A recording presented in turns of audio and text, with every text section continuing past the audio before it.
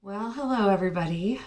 Today is my week 4 update, weigh-in results, and I just want to talk about a couple things. This is my first recording from my new mom cave. What do you think? I love it. I keep the door closed, the animals out, smells great. It's like my own little getaway. Makes me so happy. But anyway, so I weighed in today and I was up 2/10 of a pound. Now, what's weird about that to me, and as a lifelong dieter, I know that it shouldn't be, but I went up even though I didn't eat very much this month or this week. And part of that was still because I'm sick, all the drainage, it's just not, food has just not been a priority for me. So I looked at my chart, and I'll share that here in the video from Weight Watchers app, and it basically showed that 3 out of the 7 days I didn't even hit my target range for points, which is probably what's accounting for my gain. So this week I am going to try to hit my target goal every day and see what happens with the scale next Friday.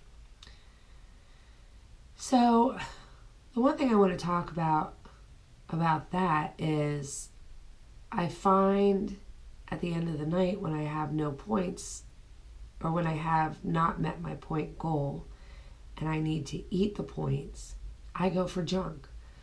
Because I'm not hungry, I'm going for something that's high in points, something that will get me to the goal quickly, and it's usually junk, right? Because junk is the stuff that has the highest points.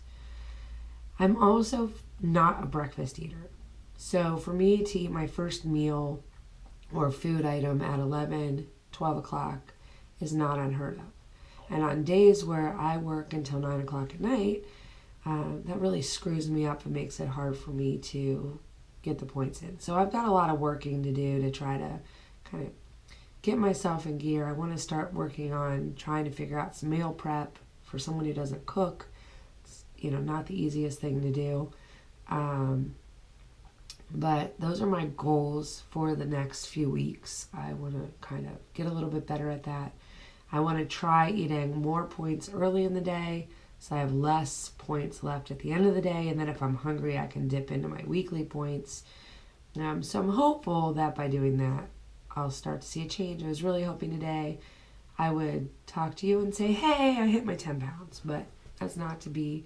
I'm still sitting now at 9.1 pounds lost, which is still really great for 4 weeks, because I'd be happy to have 2 pounds a week average, and I'm just slightly above that, so I'll take it.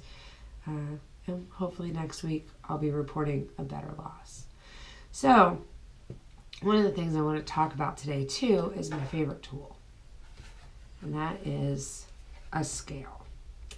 I use this to weigh and measure everything that I put in my mouth, unless it's a prepackaged something or other. I like to measure in grams because it seems to be a little more accurate than ounces. But if you don't have one of these, this is what I recommend picking up. And it doesn't have to be this brand. This is one I picked up at Bed Bath & Beyond years ago. I actually have 2 different scales. They're invaluable. So pick up a cheap scale, keep it handy, keep it on the kitchen counter, put your drinks on it, put your food on it, do whatever you need to do. But this is what really helps keep you accountable, because you might think you're measuring 2 tablespoons, but that 2 tablespoon measuring thing may actually be 3 tablespoons full. So this is really the trick, and I highly recommend that. So I wanted to talk about that today. The other thing I want to talk about is emotions, because this week has been tough.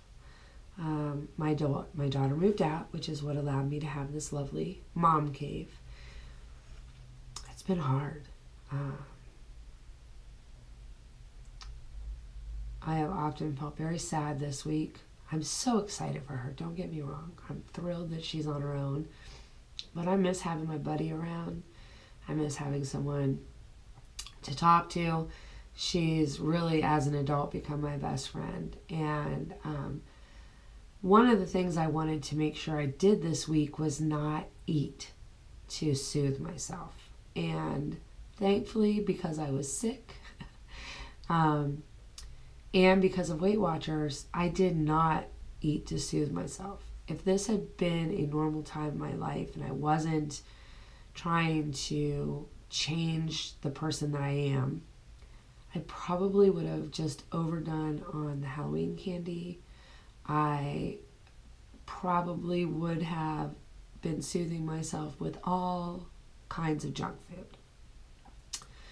But knowing that, I'm on this journey again, I'm back on the right path, helped a lot.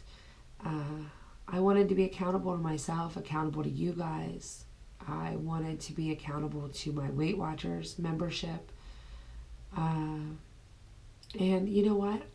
If nothing else, even with a 0.2 of a pound gain this week, I feel like I was highly successful in getting through something that typically would have been a very high caloric kind of experience. So I want to know from you guys, what do you do when you're wanting to turn to food for your emotional comfort? What are your coping mechanisms? What choices do you make? What kinds of activities do you do?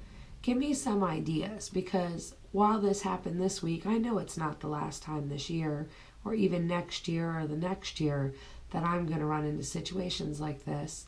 And I'd love to know some ideas, some thoughts that you guys have, some tools that work for you, and maybe we can help each other pack a little tool bag of tricks that we can pull out when we hit these tough spots.